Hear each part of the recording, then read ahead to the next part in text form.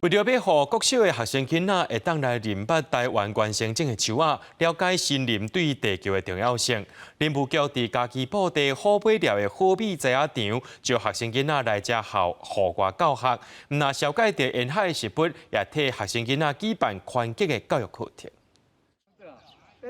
志刚老师向学生囡仔小介食物的生长环境甲特性，家己林管处伫布地好米苗圃，邀请附近各小的囡仔来遮举办户外教学，嘛教因认捌台湾原生种的食物。伫遮有足侪树啊，然后阁有足侪对海边啊足好的树啊。阮学校的校庭课程其实嘛有关联性啊，所以讲拄好今日利用这个机会吼，带囡仔来到这个好美苗圃。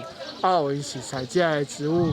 这个占地4公顷的好米苗圃，内底有培育真侪枫林要用的树材啊。有学生讲，有的食物伫学校有看过，但是唔知影号名，即摆等趁机会来了解。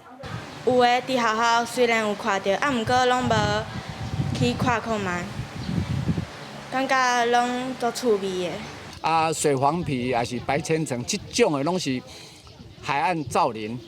这个植物来对，咱遮主要培养的是遐。